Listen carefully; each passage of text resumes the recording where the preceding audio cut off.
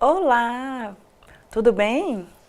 É um prazer estar aqui novamente com vocês na nossa quarta aula. Hoje nós falaremos sobre o tema a inclusão e também a exclusão, no contexto social e educacional. Anteriormente, na aula passada, nós falamos sobre um tema muito legal e hoje nós continuaremos a falar.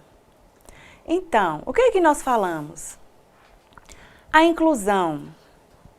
As pessoas atualmente, elas ouvem muito sobre esse tema, né? Muito tem se falado na escola inclusiva, né? No contexto social, as pessoas falam muito sobre inclusão. Mas e aí, na educação, como é focado o surdo nessa escola inclusiva? As pessoas na sociedade, elas percebem como é a vivência do surdo, como é a vida do povo surdo? Porque antigamente, vocês lembram? Na primeira aula nós falamos, na primeira e na segunda, foi falado sobre o surdo, que não tinha vida, que não tinha oportunidades, questões trabalhistas, não podiam casar. Vocês lembram que nós falamos isso? Então hoje é diferente, houve várias mudanças. O povo surdo hoje já começou o quê? A ser reconhecido. Então, os surdos hoje aproveitam o quê? Esse contexto atual que são percebidos e reconhecidos para o quê? Aproveitar esse momento para fazer várias conquistas, né? Para conseguir várias coisas. Então, o tema, a inclusão. Como é que começou isso? Antes, né, em vários países, aconteciam grupos que se reuniam para organizar documentos. E teve o principal, que foi o de Salamanca, a Declaração de Salamanca, no ano de 1994. Lá houve um grupo que começou a discutir para pensar sobre como evitar a humilhação, preconceito das pessoas deficientes, né, das pessoas pobres, dos negros, em vários contextos. Então, houve essa reunião onde teve várias conversas para tentar acabar com a humilhação das pessoas que tinham algum tipo de deficiência, principalmente no contexto escolar. Então, começou-se a pensar o quê? No aprendizado das crianças, bem como a vivência das mesmas na sociedade. Como é que ocorre a interação entre as pessoas? Que ocorre de forma diferente. Então, esse documento ele foi importantíssimo. Por quê? O que tinha dentro desse documento? Lá se tratava sobre a linguística. Lá falava sobre esse tema. E uma curiosidade na área da linguística era a questão do surdo, né? A língua do surdo, a língua de sinais. Então, esse documento já evidenciou isso. Então, nós precisamos respeitar as diferenças linguísticas, principalmente quando se trata do surdo. Nós sabemos que aqui no Brasil tem vários grupos, né, vários povos diferentes. Temos os indígenas, vários grupos, né, então que marcam as diferenças culturais. Aqui no Brasil sempre teve. Por exemplo, aqui temos o português, que é uma língua que marca a cultura. Então, como é que acontece essa organização para o reconhecimento dessas diferenças de culturas? Então, este documento, a Declaração de Salamanca, ele foi importantíssimo. Mas por quê? Ele abriu, né, vários leques a respeito da inclusão. Antigamente, as pessoas com deficiência, os cegos, os surdos, os mentais, eles eram excluídos, né? Eles viviam sozinhos, eles eram deixados à margem da sociedade. Porém, isso precisava mudar. Então, na área da educação, na área do trabalho profissional, precisava haver pesquisas para melhorar a vida dessas pessoas, né? Nós sabemos disso. Os surdos têm dificuldades de aprendizado por não ouvir. Tá, o português ele não ouve, mas ele é muito visual. Então, ele pode aprender. O surdo, ele começou a fazer cobranças dos seus direitos na área educacional. Então, por exemplo, a cobrança do intérprete, a questão da língua de sinais, isso eram cobranças. Então, em um outro contexto, tinha um outro grupo, né, que fazia pesquisas contra a cultura surda, que falava o quê? Que o surdo, ele precisava estudar, que ele precisava estudar igual ouvinte. Parecia o quê? Que esse outro grupo que fazia pesquisas não tinha experiências junto à cultura surda. Eles eram professores que ensinavam surdos? Não, eles nunca tinham ensinado surdos. Como é que esse grupo iam falar da opinião sobre sobre as necessidades para o ensino do surdo, se eles não tinham experiências? Então eram vivências diferentes. Então os surdos perceberam o quê? Que faltava conhecimento dessas pessoas. Um homem chamado Schlier, no ano de 1998, ele falou o quê? Ele veio para mostrar algumas situações de tratamentos que em alguns momentos eram igualitários, em outros era a democrática. Então eram duas situações diferentes. Então o tratamento igualitário, o que falava ali? Falava que o surdo e o ouvinte deveria estudar, receber informação da mesma forma, da mesma estratégia seria formas iguais. Por quê? Só que, na verdade, esse modelo prejudicava o surdo não conseguia acompanhar os ouvintes. E o modelo democrático, ele veio para falar o quê? A questão das diferenças de tratamento, que precisa haver a necessidade de respeitar as diferenças culturais, os costumes, são várias diferenças entre as pessoas. Então, esse modelo democrático, ele sim, ele é bom, ele é adequado para o ensino do surdo, porque as pessoas precisavam respeitá-lo, respeitar a cultura do surdo. Já o outro tratamento, o igualitário, não era o adequado, ele não era agradável para o surdo, porque o surdo ficava abaixo, ficava subestimado. Como é que acontecia isso? O surdo ficando abaixo da cultura ouvinte, como ele se sentia? Os surdos percebiam que as pessoas, a maioria das pessoas que formavam o ensino médio, os próprios surdos, não sabiam ler e escrever. Por que acontecia isso? Vocês lembram antes, na primeira aula, na segunda e também na terceira, nós falamos, né, sobre algumas situações sobre o surdo, sofrimento, a humilhação que aconteceu durante muitos anos. Foram muitos tipos de humilhações. Então veio para mostrar o quê? Que no contexto educacional teve várias fases, teve 5 fases. A primeira, antigamente, como é que o surdo era visto? Ele era humilhado, dependia do local, né, dependendo da cidade, o país, ele era morto, ele tinha que ser morto, ele não tinha oportunidade.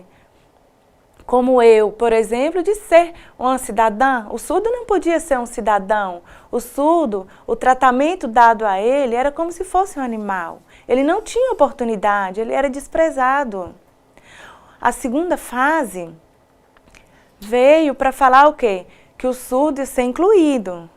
Mas e aí, como é o surdo ser incluído? Seria bom para o surdo? Ele foi incluído na comunidade ouvinte, mas houve essa preocupação com o surdo? Não! A educação, na verdade, não era importante, ele estava ali, mas ele não precisava ser educado, não precisava trabalhar. Ele ia ficar só em casa, ele não podia casar, porque ele não poderia ter responsabilidades, era impossível ele ter responsabilidades no casamento. Então, exemplo, se a família era rica, né? Então, os pais morressem, a herança não poderia ser passada ao surdo, ele era proibido de receber herança. O sistema governamental é quem ficava com a herança. Com relação à terceira fase, sobre a questão do surdo, o surdo ficava em casa, junto com a família, as escolas eram longe. Aí o que a família fazia? O surdo, sabendo que o surdo precisava aprender, qual a estratégia? Mandava o surdo para a escola. Então ele ficava lá, ele morava lá na escola, ele não ia e voltava todos os dias não, ele ficava lá na escola sempre. Às vezes, nas férias, aí que o surdo voltava para casa para passear e depois retornava à escola. Então a família levava sempre. Então o filho ficava lá, o filho surdo ficava em regime de internato. Então o surdo crescia lá. Aí, após adulto, é que ele retornava para casa. Na quarta fase, hoje nós temos Até hoje temos o assistencialismo ao surdo. Como é que é? Às vezes existe uma preocupação no ensino do surdo, no ensino da leitura e da escrita, mas é de forma diferente. O tratamento é diferente, né? Então, há pesquisas que descobriram sobre o surdo, né, questões auditivas. Então, a cobrança da questão auditiva ainda persiste nessa fase. Na quinta fase, veio o quê? A inclusão. Várias pessoas, né, falam sobre a inclusão. Mas o que é a inclusão realmente?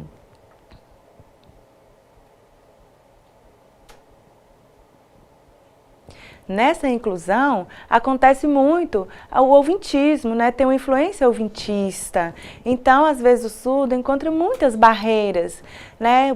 Por não ser respeitada a identidade, a cultura, né? Por não ser aceita nessa fase. O surdo se sente o quê? Angustiado. Todas essas fases, o que nós percebemos? Que não auxiliam o surdo, que não apoiam verdadeiramente o surdo. E aí culpa o surdo pela falta de aprendizado, por não aprender a ler e escrever. Então o surdo fica subordinado, fica abaixo sempre das pessoas ouvintes. Mas se o surdo ele sabe língua de sinais, ele se comunica muito bem e ele desenvolve o aprendizado. Às vezes pergunta ao surdo se ele sabe escrever, ele não sabe, ele não consegue escrever. Mas por que isso? Porque teve uma trajetória até hoje. Por que dele não saber? Por que ele não consegue ler e escrever? Então, teve uma trajetória que explica isso. Então, a partir de agora, será diferente. A escola regular, né? Como é que acontece? Tem as salas especiais, tem as salas de apoio, sala de recursos, né? Também denominada, que o quê? Que oferecem o apoio, que oferecem o serviço do AEE, que é a educação especializada. Então, nesse contexto, é interessante para o surdo, porque nesse contexto escolar, o surdo se desenvolve. O surdo estuda de manhã, normalmente, né, os conteúdos diversos, português, matemática, ciências, geografia e vários outros. E à tarde, ele volta ao ambiente escolar para quê? Para participar da sala de recursos do AEE. Então, o surdo, ele desenvolve o aprendizado de sinais, de língua de sinais, ele aprende o português escrito, ele aprende a ler.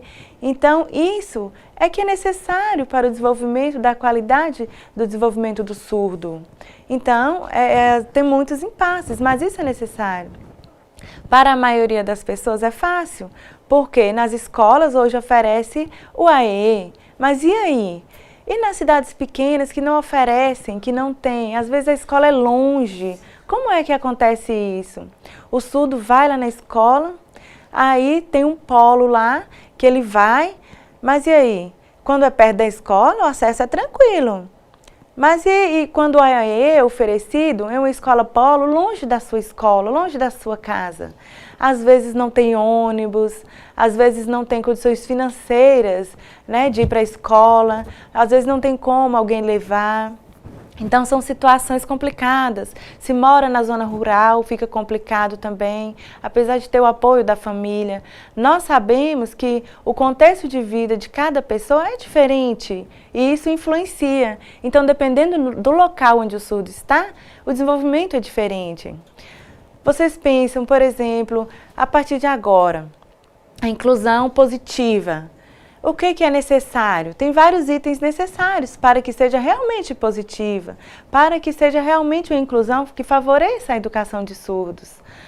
Bom, nós sabemos o quê? Que a escola, o acesso dos surdos à escola, parece que existe falhas, que não está organizado direito.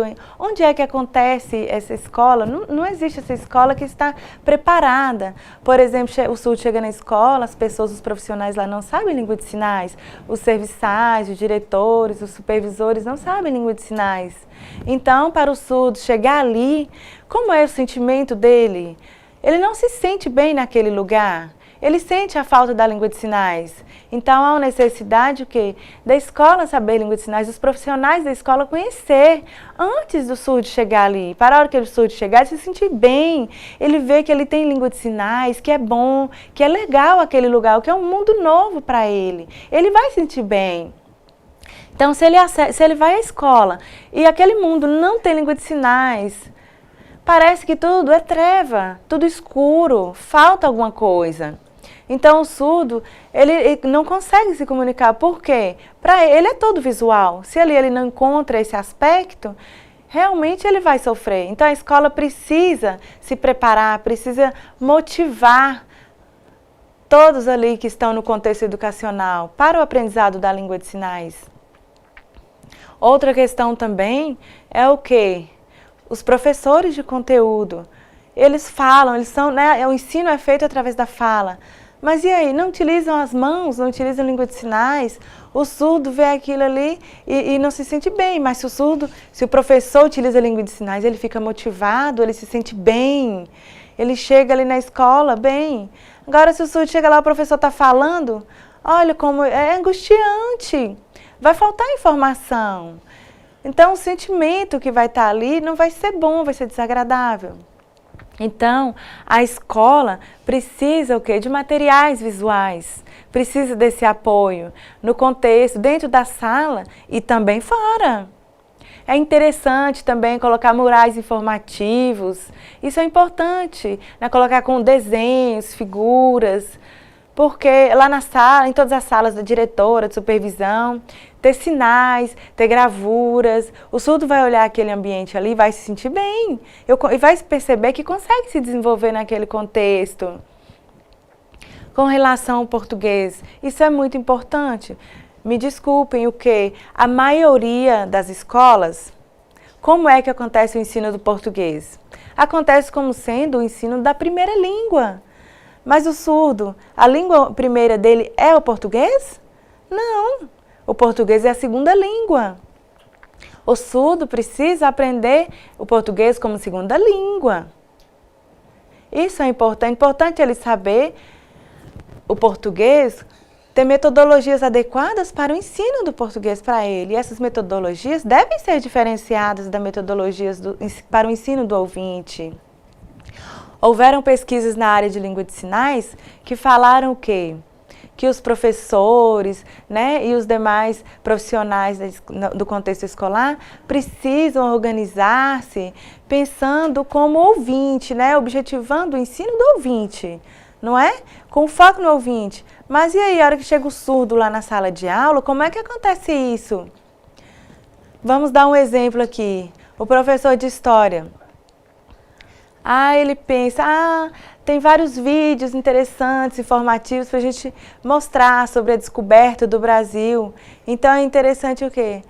Vou mostrar um vídeo para os alunos. Tá, aí o professor vai lá, pega o vídeo, vai para a sala e mostra o vídeo para os alunos. Então todos lá olhando e tá. Mas acontece uma falha, o que é? Não tem a legenda, não tem a janela do intérprete. Isso é inclusão? Não é. Isso não é inclusão. E o surdo, como é que fica ali? Ele fica só vendo as imagens passar, mas e as informações?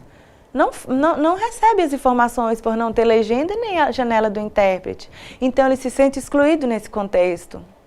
Então, há uma necessidade, o quê? De haver um intérprete na sala de aula, para que saiba a língua de sinais. E o professor deve saber a língua de sinais para se comunicar de forma básica, bom dia, boa tarde, mesmo que de forma informal se comunicar com o aluno surdo. A responsabilidade do repasse de conteúdos é do intérprete, sim, mas o professor também tem que saber, o intérprete tem que ser um ótimo intérprete, saber língua de sinais. As pessoas na área de língua de sinais falam o quê?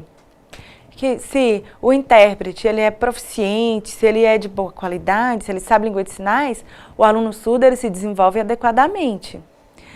Por quê? Seria uma cópia de modelo. Mas se o intérprete é fraco, se ele não é de boa qualidade, o que acontece com o surdo? Ele retroage. É verdade, porque seria uma influência na vida do surdo, uma influência linguística. Pode ser uma influência linguística negativa ou positiva, vai depender do intérprete. Hoje, o que nós fazemos? Aconselhamos os intérpretes sobre a necessidade de procurar cursos, de se capacitar, né? De procurar informações mesmo na internet, de ter contato com os surdos. e para se desenvolver. Porque o intérprete desenvolvendo, o surdo também se desenvolve. Por exemplo, se o intérprete percebe que o surdo, o intérprete pergunta para o surdo algum sinal, pergunta a palavra, pergunta em português, né, lógico, aí o surdo não conhece a palavra em português. Aí o intérprete vai falar assim, o surdo não sabe, você é fraco, você não conhece língua de sinais? Pelo amor de Deus, evitem isso. O surdo sabe língua de sinais. O surdo, ele tem uma deficiência no português. Às vezes, o que acontece? Uma palavra no português tem vários significados. Aí o surdo, ele vai ter uma bola de neve para ele perceber qual o significado daquela palavra? Uma bola para falar com ele o que é? Não. Então, na verdade, se ele souber a palavra, ele dá o sinal tranquilamente, porque ele sabe. Então, na verdade, é importante que o intérprete estude. A inclusão positiva, o que acontece? O professor vai ensinar aos surdos, o professor lá na sala de aula, ele vai ensinar aos surdos, ele vai saber língua de sinais. Né? Ele vai conhecer o desenvolvimento da criança surda, ele vai saber os processos de aprendizagem. Na sala de aula, às vezes acontece de o aluno ter dúvida e o professor vai lá, explica, desenha.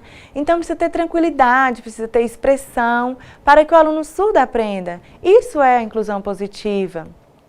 Mas o que acontece? Tem algumas situações positivas na inclusão. E, às vezes, o que depende? Do professor, depende do profissional. Alguns profissionais aceitam a inclusão de forma tranquila. Já outros, não quero, não precisa, eu estou bem do jeito que eu estou, eu não preciso. Às vezes eu quero preguiça de desenvolver, de ensinar, de lidar com as diferenças na sala de aula. Então, às vezes, o surdo, ele tem o quê? Que torcer para que aprenda, para que desenvolva com segurança. Porque isso será bom para o surdo. Então, depende do professor. Então, o MEC, juntamente com a SEE, faz um trabalho muito bom, faz um trabalho adequado. Tem falhas, sim, mas é muito bom o trabalho desenvolvido. Por exemplo, eles valorizam muito a língua de sinais. Como é que acontece isso? Então, existe a influência aqui no estado de Minas Gerais, e é diferente de outros estados, mas como é que acontece? Existe a valorização da língua de sinais, existe a priorização do ensino em língua de sinais, existe também a questão do ensino das famílias à língua de sinais. Então, seria o quê? Todos estarem interligados com a escola. Na escola tem professores, né, também para surdos para ensinar os surdos, ou professores ouvintes que saibam língua de sinais para se comunicar de forma informal com os surdos. Então, há uma necessidade de quê? De haver uma interligação entre os ensinos, fazer essa interação entre o ensino e a língua de sinais. Há necessidade também de quê? Dos PCNs trabalharem também o quê? Com o conteúdo escolar, inserir o conteúdo da língua de sinais, porque fala-se que do ensino em língua de sinais, na formação de professores, de fonoaudiólogos, né, professores que são formados, professores no nível de magistério. Então, essa cobrança, o decreto 5626, ele vem cobrar sobre essa cobrança do ensino da língua de sinais para os diversos profissionais que serão incluídos na escola. Então, a língua de sinais será um conteúdo. Parece o quê? Que isso demonstra a vitória nossa, a nossa vitória dos surdos. Porque na terceira aula nós falamos sobre a legislação, sobre várias coisas. Então, vocês percebam isso como uma vitória dos surdos. Foi uma vitória nossa.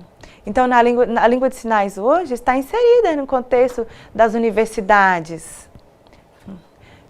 Algumas pessoas não aceitam, pensam que é mímica, gesto, que nos comunicamos como macacos, mas o quê? Nós merecemos valor, porque nós temos a nossa língua, as pessoas precisam olhar e ver que a língua de sinais é importante. Aqui no Brasil, nós temos duas línguas importantíssimas, que todas as pessoas precisam aprender. A primeira é o português e a segunda é a língua de sinais. Se, por exemplo, houver a cobrança para os surdos aprenderem o português, o que acontece? O surdo também vai pensar o quê? Ok, então nós aprenderemos o português, mas a lei, o que está na lei? Vocês ouvintes precisam aprender também a língua de sinais. Então nós surdos cobraremos isso. Seria o quê? Uma troca. Um aprendendo a língua do outro. Isso é relevante. O respeito, o ouvinte respeitando o surdo e o surdo respeitando o ouvinte. Então, se acontece isso, esse respeito mútuo, a sociedade vai viver bem melhor, viverá em harmonia. Não haverá mais limites, né? Terá livre acesso a todas as pessoas em todos os lugares. Os surdos terão acessibilidade. A comunicação será uma coisa tranquila. O surdo se sentirá bem em todos os lugares que for. Então, terá vontade de ir em todos os lugares. Então, agora, o que surgiu de novo? A pedagogia surda. O que é? Na pedagogia, temos uma proposta que fala o quê?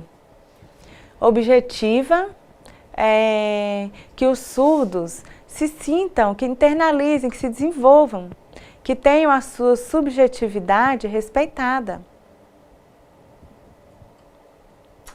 Como é que é isso? Seria a cultura surda. Então, nessa proposta, seria o quê? Auxiliar os surdos a desenvolver o seu próprio caminho de acordo com a sua cultura. O surdo precisa caminhar junto com a sua cultura. Não tem como desligar da sua cultura, deixar a sua cultura para lá. Isso não pode. Vocês lembram da aula 3 que eu falei com vocês? Então, vocês perceberam lá como é que o surdo pode ir ao lugar e deixar sua cultura em outro? Isso dá? Tem lugar que possibilita isso? Vocês lembram dessa discussão? Então, aqui nessa proposta da pedagogia surda, vem falar justamente sobre isso. Sobre esse tratamento que se deve ser dado ao surdo de forma subjetiva, respeitando a sua cultura. Seria o quê? O surdo ser visto como deficiente? Não, não é essa a visão. Seria o quê? O surdo ser tratado como um ser, como uma pessoa diferente. Então, nessa proposta, seria o quê? Ajudar o surdo a se sentir bem, a desenvolver a sua autoestima. Seria isso. Também ajudar todas as pessoas ouvintes sobre o reconhecimento, para perceber o quê? Que o surdo não é um deficiente, que ele é diferente. Simplesmente isso. Então, o surdo pode trabalhar, o surdo pode estudar tranquilamente, ele pode casar. Hoje nós sabemos disso. Vários surdos se casam, surdo, surdo com ouvintes. Isso é tranquilo, acontece livremente. Os surdos podem estudar, formar, fazer pós-graduação, mestrado, doutorado. Pode sim. Hoje nós temos várias vitórias. O surdo antigamente, nossa, era muito diferente. Se fizermos uma comparação, nós percebemos essa diferença. Hoje é a nossa última aula, a nossa 4ª aula. Eu vou pedir a vocês que façam o quê? Um paralelo. Lembra da nossa primeira aula? Como é que era a vida dos surdos? E hoje, como é que está a vida dele? Então vocês, né, já perceberam a diferença, as diferenças que aconteceram. Então, através dos debates, nós percebemos, hoje está melhor. No decorrer do tempo, o que é que nós percebemos? Houve mudanças maiores na área da educação. Então, houve mudanças. Os surdos conseguem aprender hoje? Hoje o surdo consegue ser melhor? Ser positivo? Ter uma posição melhor na sociedade? Ou o surdo continua submisso, abaixo, se sentindo pior? Como é que é? Então, nós vamos fazer essa discussão. Eu peço a vocês que em grupos debatam. É como se fosse a pesquisa, como se fosse uma pesquisa. Lembra da primeira aula? E hoje é a 4ª. Então, vocês vão perceber quais foram as vitórias e vão elencar, tá? Em grupo. Então, eu gostaria de falar que foi muito bom, um abraço a todos vocês, amei estar aqui e eu quero que vocês estudem mais, que se desenvolvam sempre, que no futuro, que vocês possam ser professores de língua de sinais, ser intérpretes de língua de sinais, que possam trabalhar no contexto da língua de sinais. Nós sabemos que falta profissionais na língua de sinais, sim. Então, eu sou a professora Rosana, e peço a vocês, de forma muito carinhosa, que pensem, será uma oportunidade no futuro de vocês. Eu trabalho na área da educação de surdos, na área de sinais. Então, que vocês se interessem por esse tema. Então, eu quero verdadeiramente que vocês sejam muito felizes, desejo a vocês tudo de bom. E que nós possamos nos encontrar novamente. Um abraço e um beijo a todos vocês. Tchau!